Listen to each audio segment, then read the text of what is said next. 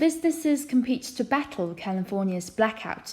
Right here, blackout is just another way of saying power outages, or if you prefer to use a more British word, power cut would be the one you're looking for. Green companies vie not just to generate power, but also to store and manage it. Right here, the word vie looks like the French word la vie, as you might have heard on La Vie en Rose. Close and hold me fast. This magic spell you cast. This is La Vie en Rose. When you kiss me. Right here, vie just means to compete to. Depending on whom you ask, California is a leader in clean energy, or a cautionary tale. Right here, clean energy is just another way of saying green energy or renewable energy. Cautionary tale means the story serves as a warning. Power outages in August promoted stern critiques, so the word stern means serious. You could also say stern measures to replace draconian measures, as we have seen in earlier articles talking about COVID-19.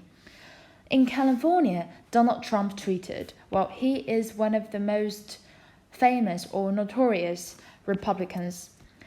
Democrats have intentionally implemented rolling blackouts, forcing Americans in the dark. To understand why Republicans are pointing fingers at Democrats, we need to be clear of the energy policies of both parties. So for Democrats, they believe it's necessary to support increased domestic renewable energy development, including wind and solar power.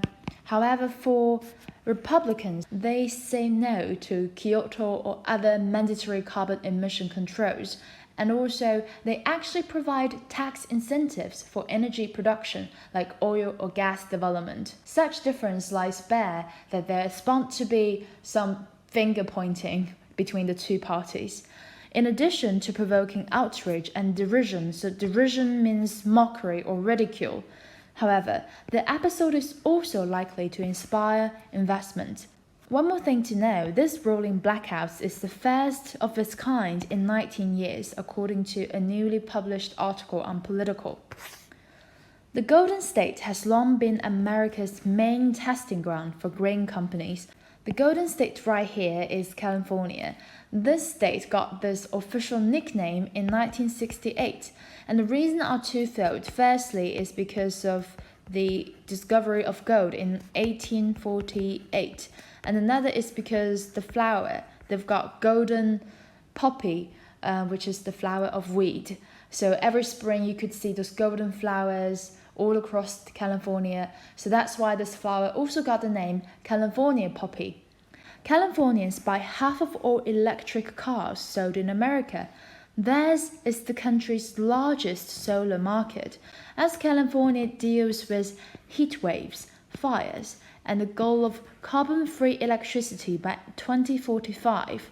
The need for a reliable grid is becoming ever more obvious. I'm going to explain these three separately. Number 1, heat wave. So actually last week, the new temperature record has been set in America. I put it in a converter, so it's 47 degrees. What? Number 2, fire. How come California has so many wildfires each year? Apparently, people would blame climate change, but then there's people as well. They play an active part in igniting the fire. Then there's other reasons such as the wind and etc. Lastly, this 2045 clean energy goal has set itself against Donald Trump, which is why Trump tweeted against it in the first paragraph. For years, firms competed to generate clean power in California. Now, a growing number are vying to store and manage it too, so vying is the vie that we just saw. August's blackout have many causes, including poor planning, an unexpected lack of capacity, and sweltering heat in not just California, but nearby states from which it sometimes imports power. Sweltering means it's uncomfortably hot.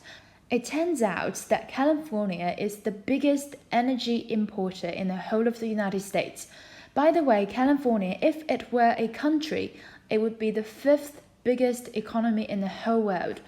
Long before the outages, however, electricity operators were anxious about capacity. In November, state regulators mandated that utilities procure an additional 3.3 gigawatts of capacity, including giant batteries that charge when energy is abundant, which means there's enough of them, and can sell electricity back to the grid. You might notice that we have national grid in China. Too few such projects have come online to cope with the surge in demand for air conditioning in the scorching summer. So come online, which means to become active or operating. Surge means there's a sudden increase in demand for air conditioning.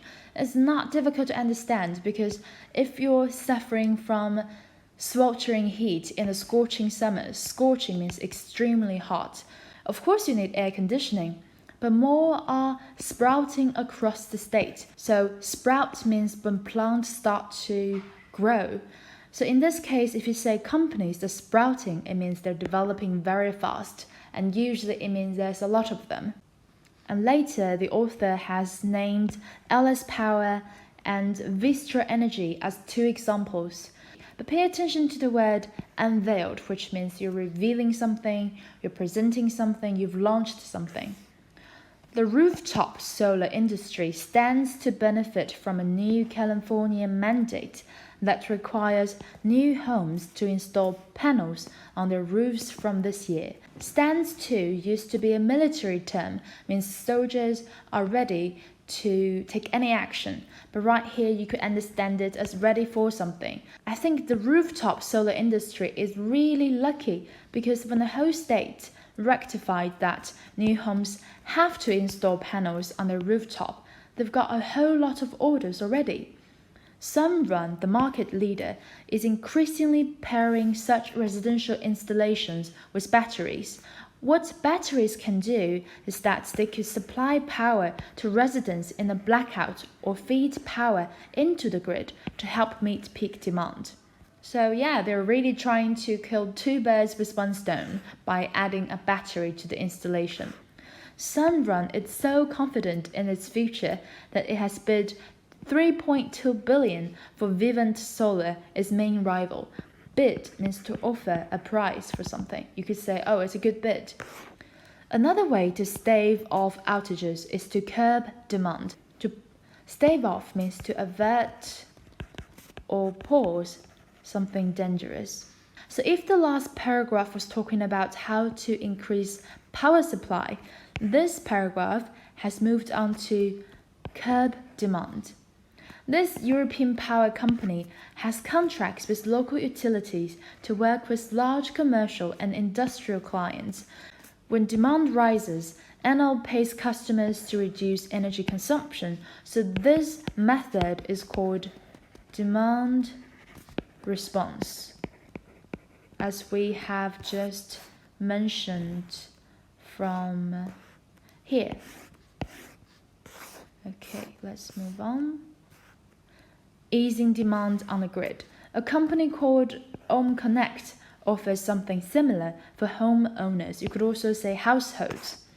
Even as such offerings scale up, which means to increase, the need for reliability means that fossil fuels will not disappear just yet. On September the 1st, California's regulators will vote on whether to delay the retirement of 4 natural gas plants in light of the outages, regarding since something is happening. The state remains intent on blah blah blah. So intent on means you're really committed to do something. The state remains intent on decarbonizing its power system over the next 25 years, but progress may not move in a straight line. So if it's not a straight line, it might fluctuate for a little bit. So it means probably this plan is not going to be, so probably the plan is not going to go well. It's not going to go as smoothly as they thought. But it doesn't matter. I think moving towards green energy is already a very bold and courageous step.